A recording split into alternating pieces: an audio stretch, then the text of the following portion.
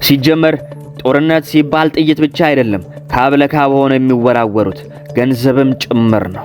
በተለይ ደግሞ ውዱ የአሜሪካ ዶላር እያንዳንዷ መሳሪያና እያንዳንዷ ጥይት ረብጣ ዶላር የሚገበርባት ነው። የዚህ ዓለም ጦርነት ደግሞ በተዘዋዋሪ የጥይት ወይም ደግሞ የመሳሪያ ብቻ ሳይሆን የገንዘብም ጦርነት ነው እንደማለት ነው። ውድ አድማጮቼ ይህ ወሬ ነጋሪ ነው። ከዓለም ጉያ እስከ ኢትዮጵያ አንብርት ከተሰሙ ወሬዎች ለዛሬው ለሚያዝያ 23 ቀን 2018 ዓመተ ምህረት እየተነተንን አብረን እንቆያለን። እናንተም ሼርና ሰብስክራይብ እያደረጋችሁ አብራችሁን ቆዩ። 2 ወር ገደማ የሆነው የኢራንና የአሜሪካ እንዲሁም የእስራኤል ጦርነት አሜሪካን ከሁሉም እንዳትሆን እያደረጋት ይገኛል።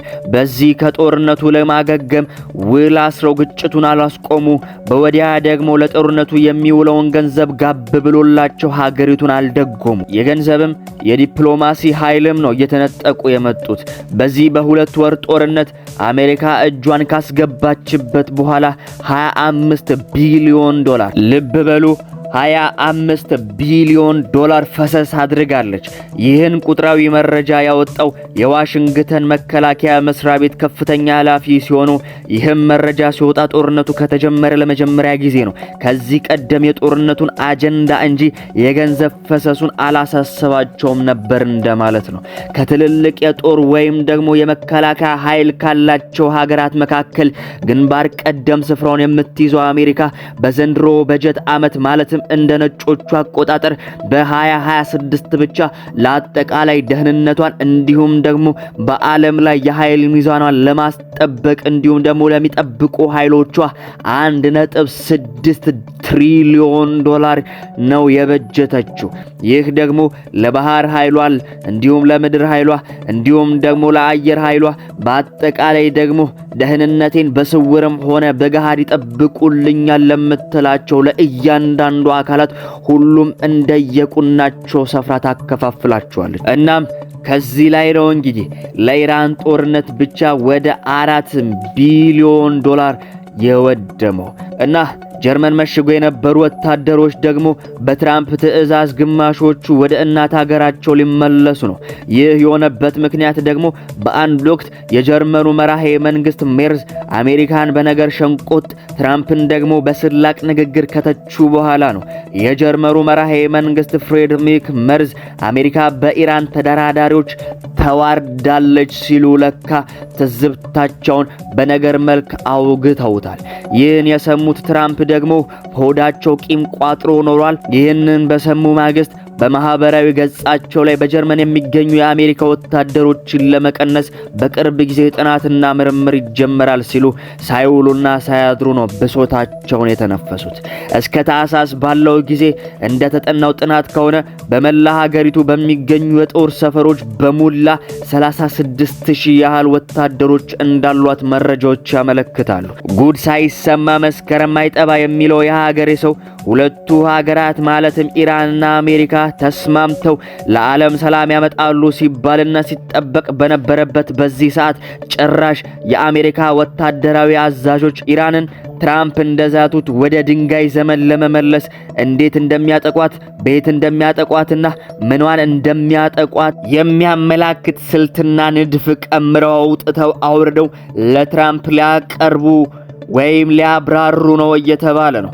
ዓለም መች ደርሰው ተወያይተው ከመናጧና ከመበጥበጧ ዳንኩ ብላ ህልም ስታልም ህልሟን ሊያጨናግፉ ጦር እያሰናዱና የጦርነት ስልት እየነደፉ ይገኛሉ። የአሜሪካ ወታደራዊ አዛዦች ኢራን ውስጥ ሊፈጽሙት የሚችሉት አጭርና ኃይለኛ እንዲሁም ደግሞ ተከታታይ ጥቃቶችን እንደሆነ ለጉዳዩ ቅርበት ያለው የአሜሪካው የዜና ምንጭ አክሲዮስ አስነብቧል። ይህም ጥቃት የኢራን ዋና መሰረተ ልማቶቿን አነጣጥሮ ማኮላሸትንም ያካትታል ነው የተባለው። ይሁን እና የሁሉ የጦርነት ቀመርና ስልት ኢራንን አስደንግጧት እጇን ከሰጠችና የኒኩለር ጉዳይዋ ላይም ለመወያየት መለሳለስ ካሳየች በሚል ነው የተባለው። አንዴ እዚህ ጋር ቆም እንበል። እንደ አሜሪካ አይን ከሆነ ይህ ጥቃትና ይህ የጦርነት ስሌት ልክ ነው። እንደ ገለልተኛ አካል ግን ይህ ቀመር ውጤታማነቱ አጠራጣሪ ነው። እንኳን ኢራን ጦር ተመዞባት ይቅርና በሰላማዊ መንገድ ተወያይተን ለቀጠናውም ለዓለምም መፍትሄ እንፈልግ ስትባል ራሴን ወገቤን ስትል አልከረመችምን? መችስ ደግሞ ስታምለጨልጭ ቆይታ ሰክና ተቀመጠችና ተወያየች።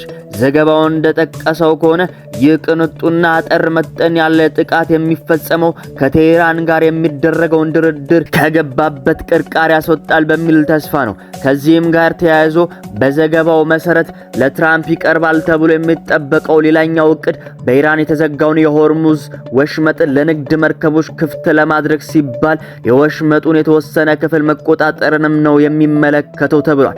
ለመሆኑ እሺ አሜሪካ በጓዳዋ ኢራን ላይ እንደዚህ ከጀርባዋ ስትቀምርና ስትዶልት ኢራንስ ደግሞ በደጇ ምን ብላ ይሆን? እሷስ በተራዋ ምን አቅዳና አስልታ ይሆን? የኢራን አብዮታዊ ዘብ ከፍተኛ አመራሮች ይህን የአሜሪካን ሴራ ካደመጡ በኋላ ባለቤቱን ካልናቁ አጥሩን አይነቀንቁ ነውና ነገሩ። እሷም በበኩሏ በአጸፋ ምላሿ አሜሪካን አፈር እንደምታበላ ነው ያስጠነቀቀችው።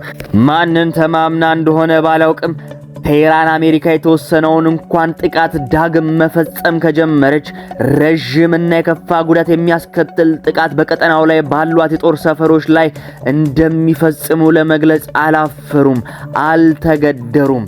ይህ ደግሞ የቴህራን ማስጠንቀቂያ በቀጠናው ዳግም የአሜሪካና የእስራኤል ድብደባ ይቀጥላል የሚል ስጋትንም ፈጥሯል። ውድ አድማጮቼ የዓለም ጉዷ ቢማሳያልቅ ቢጎረጎር አይደረስ ተውሎ ሲታደር በየዕለቱ አዳዲስ አጀንዳዎችና አዳዲስ ወሬዎች አይጠፉም።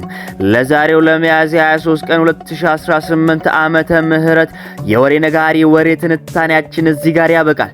በሰላም ዋሉ፣ በሰላም አምሹ፣ በሰላም እደሩ። ጤና ይስጥልኝ።